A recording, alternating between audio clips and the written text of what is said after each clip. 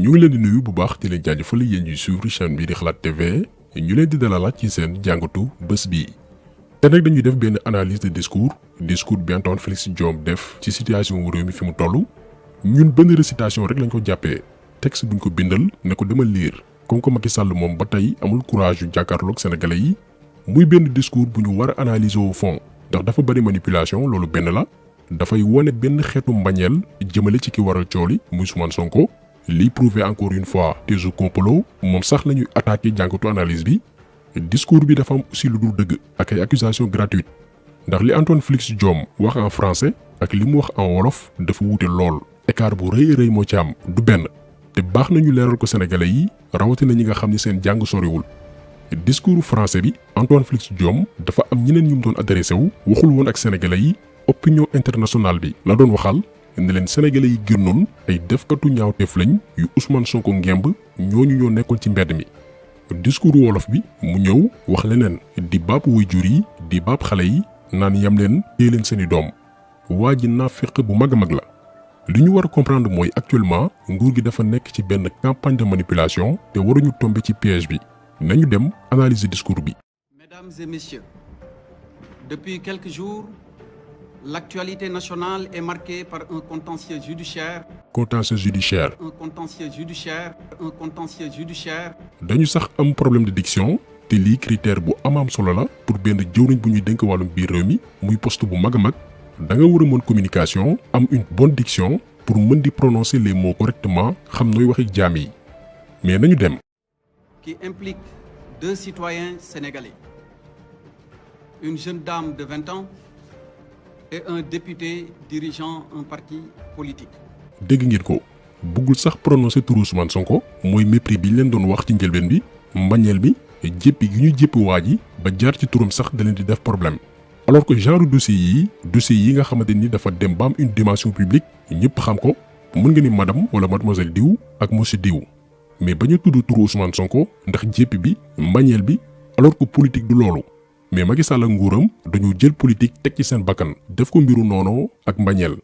ñun sax dañoo yaakaaroon ne ci discours France bi dafa def benn lapsus fàtte cité ay tur mais ci discours wolof bi da ngay sentir que ni ñoom dañoo préparé woon volontairement ne waa ji daal jarul ñuy tudd turam parce que ñoom fa ñuy toog di waxtaanee seen biir dañ naan kii bu mu ñu fontoo Ousmane Sonko nañ ko yar woon ko nan la ak naka la ñoom foofu la ñu toll seen esprit foofu la yegg. moo tax bu kenn yaakaar ni mbir yi mbiru privé la comme ni ko Antoine Félix Diome bëgg a gëmloo sénégalais yi. ñu ngi leen di fàttali ni li waral coow li am ci fan yii yëpp lenn sababu ko lu dul dafa am ñaari doomi Sénégal yoo xamante ni kenn ki jigéen la kenn ki góor la ku jigéen ki ni ko yoon maye mooy dafa jàpp ni dafa am tooñ gu tegu ci kawam. mu tuumal beneen doomu Sénégal lii nga xamante ni mooy viol. ñu ñëw ci partie française bi nga xamante ni Antoine Diome waxul woon ak sénégalais yi ci discours français bi yëpp ñeneen la doon waxal waa bitim réew comme que waa ONU ak yeneen personnalités yi nekk bitim réew génn nañ di àddu ci li xew Sénégal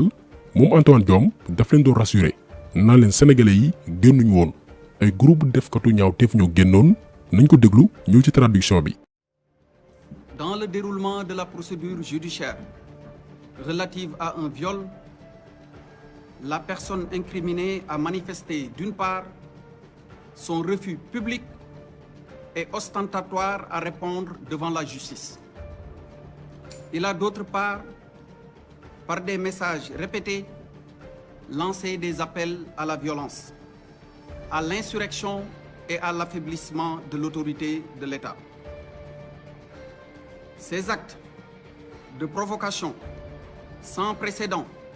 et sans commune mesure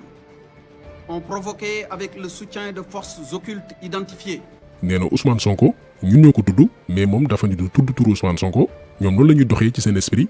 mu ne Sonko gannaaw buñ ko tuumaalee wàllum siif mu lànk ne du wuyu ji déggal yi leen naar nee na Sonko dafa lànk ne du wuyu ji su lu ñëwul la xewoon bërki démb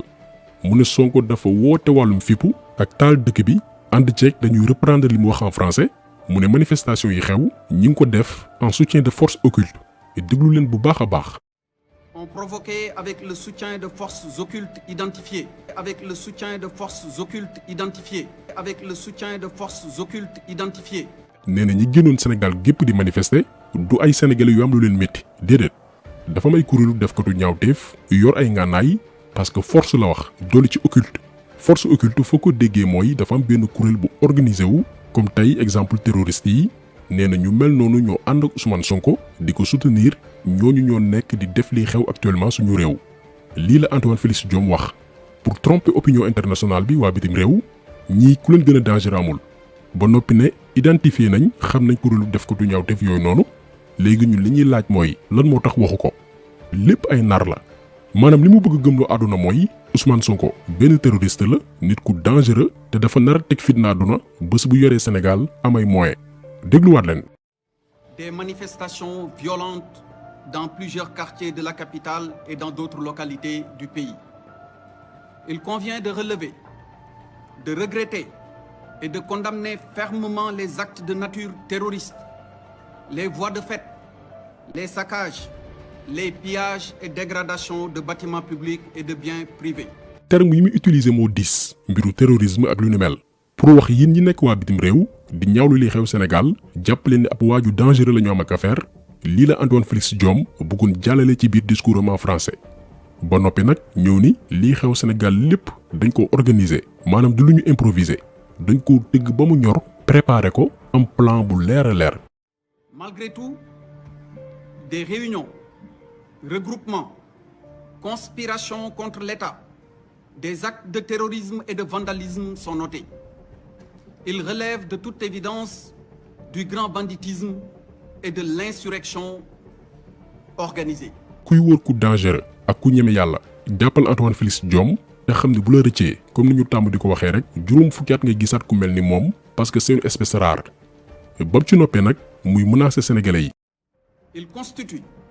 une violation manifeste de l'état de catastrophe sanitaire. Il représente des troubles inacceptables à l'ordre public. Face à cette situation particulière, le gouvernement tient à rappeler son attachement au respect strict des principes de l'état de droit, de l'intégrité physique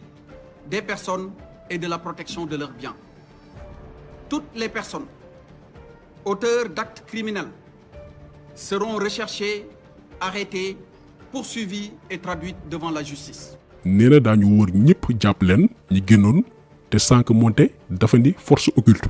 Le soutien de forces occultes identifiées. Avec le soutien de forces occultes identifiées. ay kuréelu defkatu ñaawteef ñoo làkku ci mbir yi te identifié nañ leen léegi ñoo identifié naka nga leen wëree kii kan la yàpp